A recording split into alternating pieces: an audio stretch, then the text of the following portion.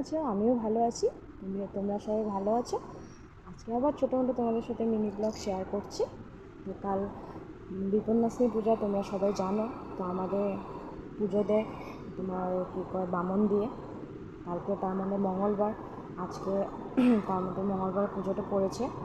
তো ভালো হয়েছে, সব কিছু নিরামিষ হবে কালকে। এমনিও নিরামিষ খাবো, এমনি মঙ্গলবারে নিরামিষ। তো তাই তোমাদের সাথে একটু ছোটো মোটো আজকের ভিডিওটা শেয়ার করলাম। তো আমাদের নিরামিষ আমি অলরেডি সব কিছু করে রেখেছি, সব আলাদা করে ধুয়ে টুয়ে রেখে দিয়েছি। ওর জন্য হয়ে গেছে মোটামুটি সব কিছু, বাজার টাজার এনে দিয়েছে বাবা। এই যে পুজোর আয়োজন হয়েছে, সব কিছু গোটা ফল এনে নিয়েছি।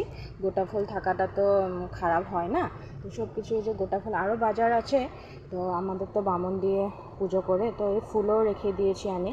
তো কারণ ফুল পাওয়া যায় না এখানে, আমাদের এখানে কম পাওয়া যায়। তো 13 রকমের ফুল, 13 রকমের ফল তো তোমরা জানোই, সবে বিপন্নশ্রী পূজাতে লাগে। তো তাই আর তোমাদের সাথে ছোটো মোটো মিনি ব্লগ শেয়ার করলাম। আবার তোমাদের সাথে কালকেও আমি এইরকমই ভিডিও করে নিয়ে অ্যাড করে দিব। তো আয়োজন হয়ে গেছে। তো বামন দিয়ে আমাদের সকাল ভোরবেলা এসে যায়, 5টা 6টার দিকে বামন এসে যায়। তো কালকে ভোরবেলা উঠতে লাগবে, সব কিছু রেডি টেডি করতে লাগবে। একটা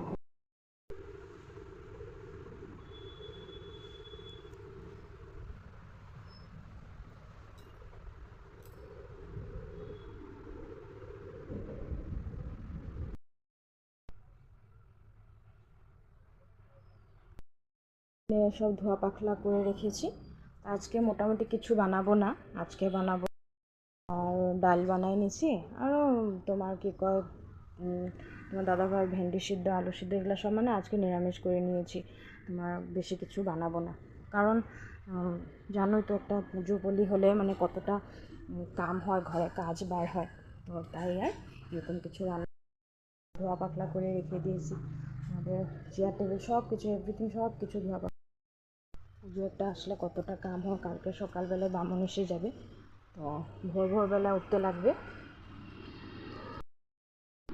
তো মাদের রান্নাঘরের মা গরুমের রান্নাটা এখানেই রেখে দিয়েছে। সোনার ঘুমিয়ে পড়েছে। পুজো দিতে কতটা জায়গা লাগে, তো তাই আমাদের পুজো বলি হতে কত জায়গা লাগে। তো তাই মা গরুমটা এতটা বড় না, ছোট মা গরুমে পুজোর রুম আছে। তো তাই আলনাটা নিয়ে গিয়েছি, আধা জিনিস আমাদের রুমে নিয়েছি, আধা জিনিস বলতে না, খালি আলনাটা।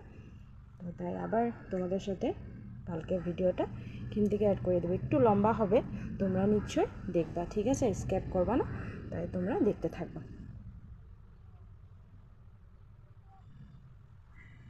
আমি সব কিছু কাম ধাম করে টোরে আবার স্নান ধান করে নিয়ে এই যে দেখো পুজোর আয়োজন সব কিছু করে রেখেছি কালকের জন্য, কারণ কালকের সুবিধা হওয়ার জন্য আমি সব কিছু রেখে দিয়েছি রেডি করে।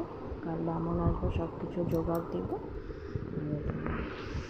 পুজো আরম্ভ হবে। কালকে আবার দেখা হবে, ঠিক আছে?